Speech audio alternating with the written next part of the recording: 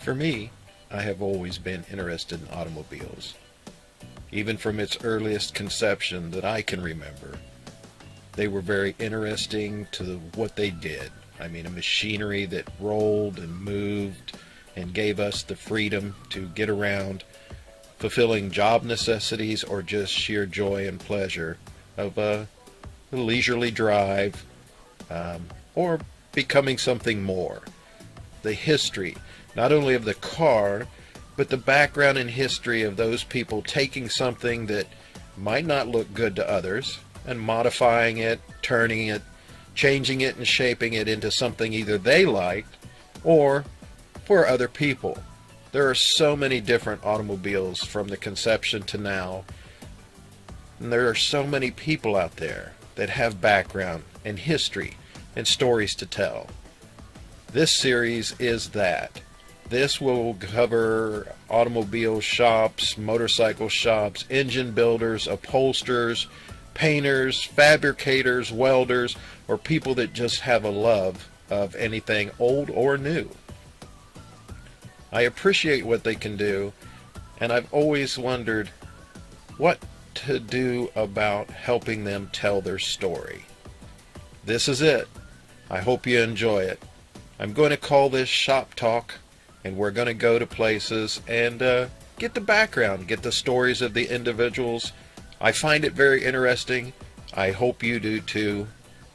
So let's go. Let's start our series, Shop Talks.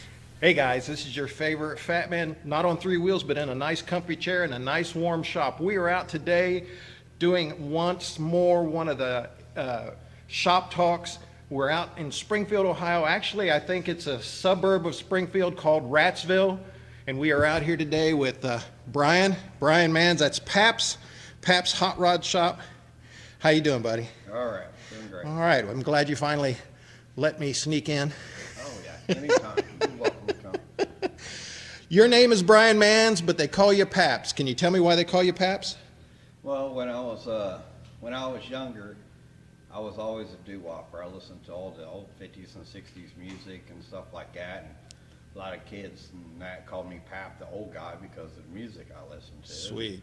That just became a name. Yeah. Now you, this isn't an official open to the public hot rod shop. No. It's more of a on demand. Yeah, it's what I want. Yeah.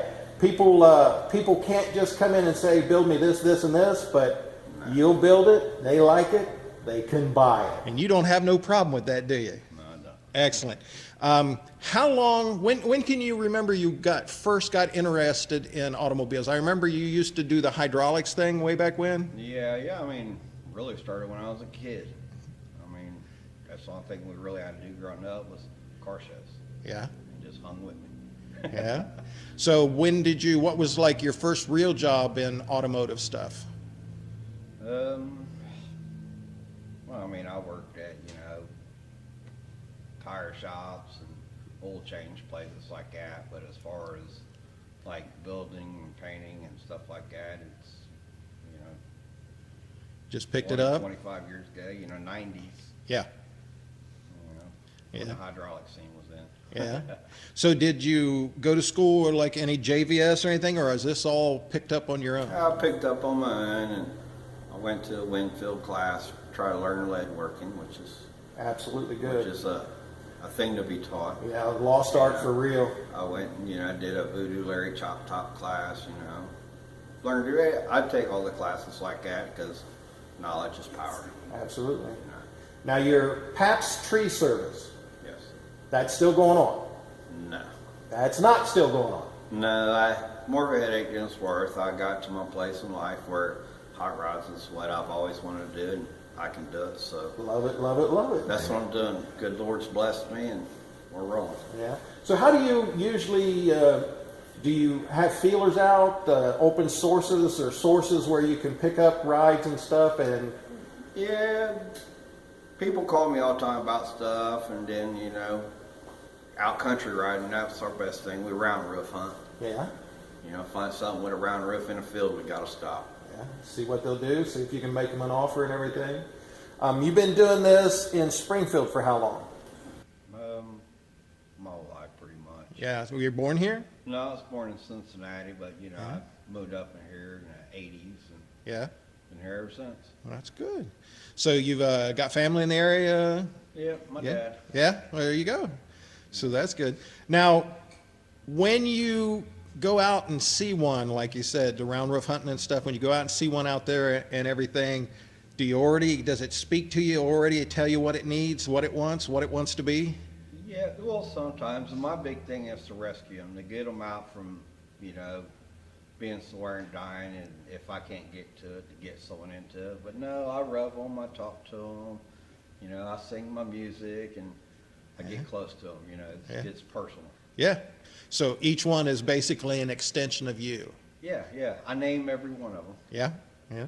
We've done some other shop talks, and that seems to be a trend with most custom builders or modifiers or even upholstery guys. Right. They name certain things, and it goes through them. I did body work back in the day. I started fiberglass boats at Indian Lake, and then I worked at the dealership where some of the new vets would come in and in transport. Of course, the vets 68 through 72 cracked in transport. Fiberglass wasn't the best thing back then that they were doing out of the mold, so my thing was to get rid of all the hazing, the cracking, and all the spider webbing and stuff. So I did fiberglass for a while. I had a small shop for a while, and I named everything that came through there. Most of it I can't repeat. But you know, I've had them. yeah. Now tell me about you do events and stuff, and I gotta thank you straight up front, because some of the events you do, the major things that I've noticed, and that's with our community, period, our friends and family and stuff, it's mostly for those that need. Oh, yeah. And you've thrown several events and stuff. Now, if someone would approach you, would you help them try to set up an event, or? Oh, yeah, I mean, I'm always down to help, you know, to help people help, you know, I mean, that's what the car community is about. Absolutely. You know, and a lot of times, you know, like the last two events, them wasn't planned like I was doing the event for the people that we helped. Right. But, you know, at the time, It grew into that? the good Lord spoke to me, and that's what I had to do. You know, Absolutely. he told me, like, man, these people need help. And that's what we're there for. Absolutely. For myself, moving down to this area from Marysville in '63, and the biker community and the car community and stuff, they actually give and do more for those in need in their area, and than any other group that I know of. But most of those guys are ex-military, and you kind of get that the brotherhood, you take care of your own and stuff. Now you've got other guys that come and help you here, or is it totally a one-man show? No, I pretty much, you know, do stuff alone. You know, I got some of my buddies that comes over and tinkers and helps with me sometimes, but predominantly, you know, I work best alone. Yeah. Can you tell me the story about RATSVILLE? Well, good old Shane Six, you know, we was out here, you know, talking about my shop and, you know, names and stuff like that, and he said, you know, this is my little hole in the wall, RATSVILLE, and it was just something that kind of stuck, you know, and there's so many people ask, you know, because where it's on my cars and that, like, where in the hell is RATSVILLE? You know, I mean, it's just a little place, my dominion, no stress zone, you know, when you pull back here, you leave the stress out on 68, you know, because back here it's about a good time, you know. Can you remember your first car? Yep. What was it? 73 Gold Duster. Oh, sweet. 225? Slant six? Yeah. I was 13 years old, bought it in a Washington courthouse at the Schrader days for $65. Oh my gosh. Yeah, I used to buy a lot of old cars for $35. Then we'd race them up and down the country roads, banging into each other, get them running and stuff. So yeah. What was your first like real custom car? Did you customize that one yourself, or did you just make it your own? I sold it before I even was able to drive. Yeah. No, I had a 60 Oldsmobile Holiday 88, you know, we chopped and French delights and Sweet. all of that, early 90s. That was Yeah. probably the first one. Did you start painting cars early on, or? No, I started painting cars like early 2000s. Yeah. And now it's all the patina paint jobs, and you're pretty good at those now. Oh, yeah. Yeah, you're probably, because I've seen your stuff. You're pretty good at those now and stuff like that. That was the stuff back when I was doing it and stuff that we were trying to get rid of, and now it's all the rage. Right, right. I mean, it's. Yeah, it's customs different. go and, trends come and go and everything like that. So can you, you've got most of these cars that you do, most of them, probably sold before you really actually get them finished sometimes. Yeah, most of them. So you don't have a problem with them going out. Can you tell me about the one behind you? That's a 39 Chrysler Royal. It's 83 stroker, a newer chassis on it, new floors, overdrive training, power steering, disc brakes. Gonna do new interior. Gonna leave it raw metal. I still gotta finish Frenching the headlights and running boards and skirts, but Yeah. his name's Steely Dan. Steely Dan. Excellent. Yeah, that's the raw metal. But I've been, that's one of the longer ones I've done. Built 10 cars in between doing this one.